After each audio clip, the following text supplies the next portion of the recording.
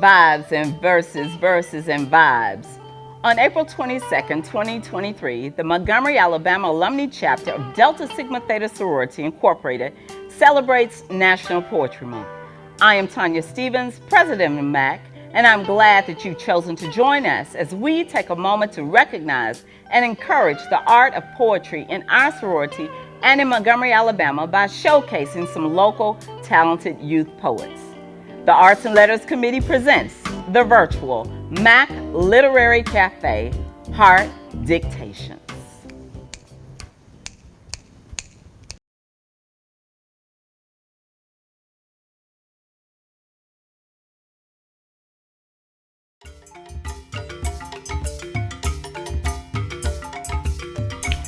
I was born in the Congo. I walked to the Fertile Crescent and built the Sphinx. I designed a pyramid so tough that a star that only glows every 100 years falls into the center, giving divine, perfect light. I am bad. I sat on the throne, drinking nectar with Allah. I got hot and sent an ice age to Europe to cool my thirst. My oldest daughter is Nefertiti. The tears from my birthplace created the Nile. I am a beautiful woman. I gazed on the forest and burnt out the Sahara Desert with a packet of goat's meat and a change of clothes. I crossed it in 2 hours. I am a gazelle, so swift you can't catch me.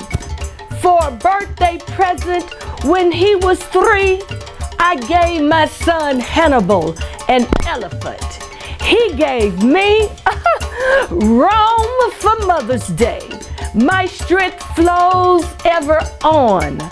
My son Noah built New Ark, and I stood proudly at the helm as we sailed on a soft summer day.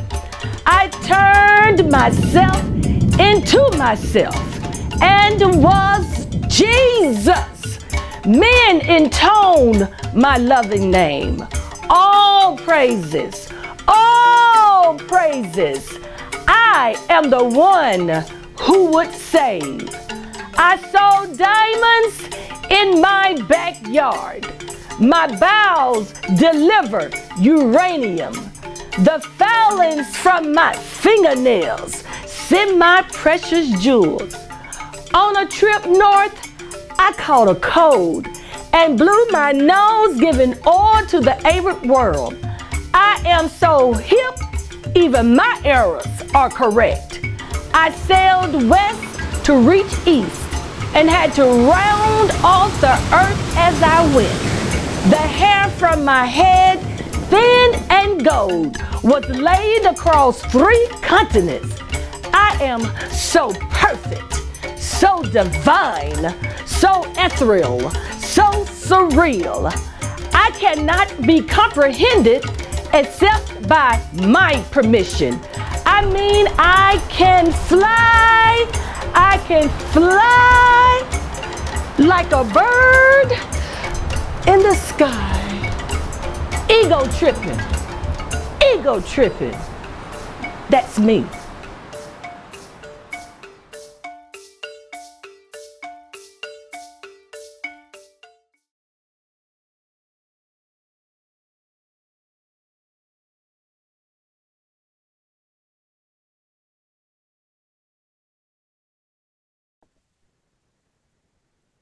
Integrated but segregated. So I went to an all-Black grade school with all-Black teachers, went to an all-Black church with a pro-Black preacher. We lived in a SWAT where I had all-Black friends. I went to the shopping mall known as the West End, and people asked me, well, why didn't you attend an HBCU? Because see, my daddy went to Morris Brown and my mom went to Clark AU. But my dad told me, go to a white school because you can. Because I didn't have that option in the South as a man of color. and nor did your mother.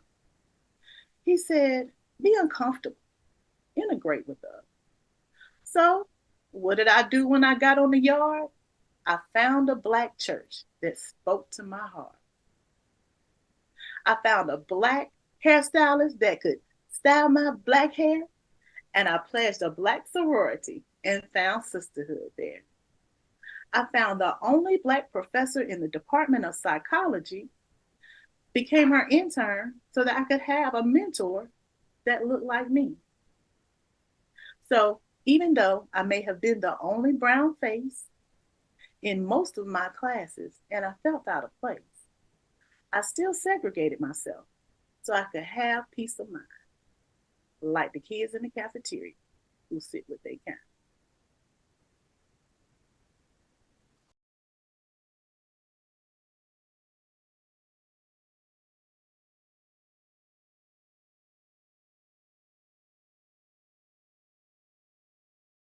Martin Luther King Jr. was born on January 15, 1929. At the age of 35, he was the youngest man to have received the Nobel Peace Prize. He was an African-American pastor who led the I Have a Dream speech. Who is Martin? He was a proud father of 4 lovely kids. Do you want to know? Okay, now I will show. Martin Luther King III was the firstborn. Then came Dexter. 2 siblings. Now here's the third. Yolanda. She wasn't a problem child. She was just a little wild. Then came the 4th child. Bernice was an African-American lawyer. She wanted to follow in her father's footsteps. Not here, but not forgotten. Martin's famous last words were, I might not get there with you, but I want you to know tonight that we as people will get to the promised land. And so I'm happy. Tonight, I'm not worried about anything. I'm not fearing any man. Mine eyes have seen the glory of the coming of the Lord.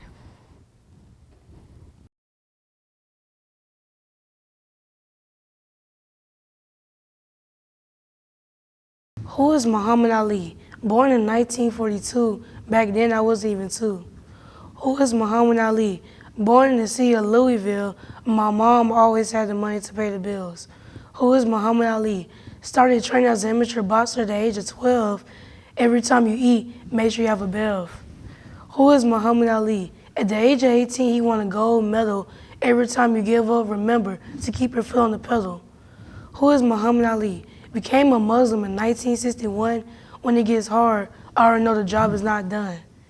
Who is Muhammad Ali? Defeated Sonny Liston. It doesn't matter how old I am, I will always be a Christian. And I ask again, who is Muhammad Ali?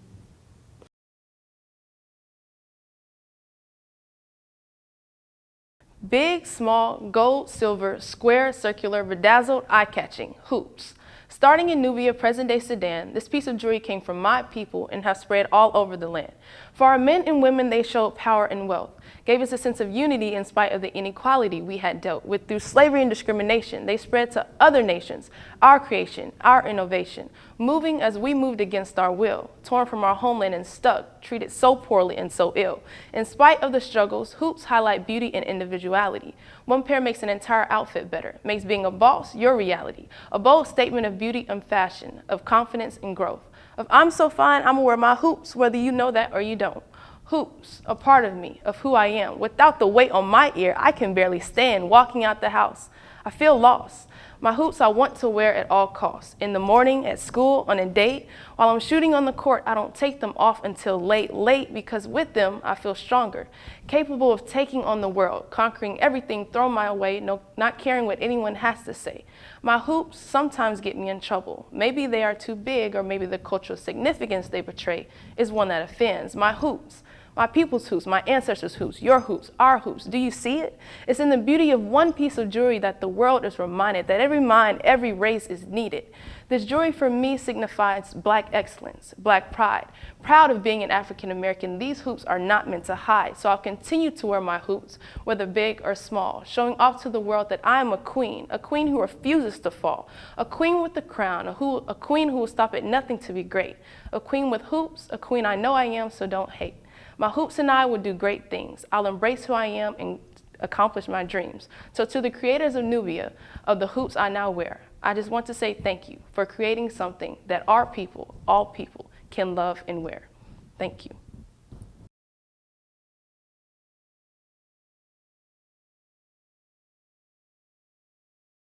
When you hear the word C.J. Walker, who do you think of? I think of my friend. He is quite the funny guy, but that isn't the right gender. When you hear the word C.J. Walker, you should think of Madam C.J. Walker, the woman that made more money than me in a week, a woman that came from no parents and no idols to a millionaire and a successful life. Isn't that crazy? Born after slavery. Well, what did she do? What even made her rich? Did she do a lot of scamming? There was no music jamming. We wouldn't know unless we were to take a look. Born in Louisiana, both of her parents were sharecroppers. Being the fifth child and the first after slavery, she had a different view of the world, a different expectation of goals set. And through all this, I can say what all women have in common is determination. But there was something intriguing about Walker. As we took a look and listened, she grew up in hardship, married at the age I want to marry my crush, 14, and had a child at 18. But despite the challenges, it didn't stop her from becoming C.J. Walker.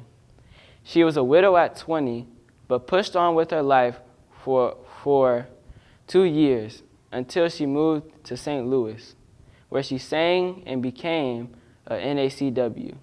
Like everyone, I hope, she found the love of her life, Charles J. Walker. But the real question is, how exactly did Walker become famous? Well, it all started when Walker had a disorder that caused her hair to fall out. But she figured out a product that changed the black hair care industry for decades.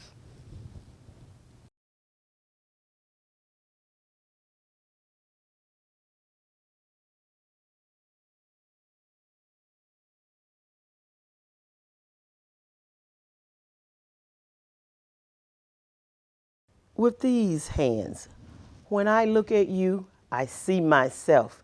If my eyes are unable to see you as my sister, it is because my own vision is blurred.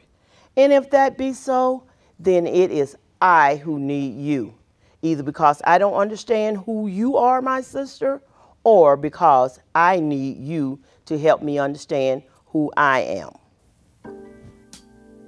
Thanks for joining us for Heart Dictations, and we'd like to acknowledge the following participants whose efforts help make this presentation possible.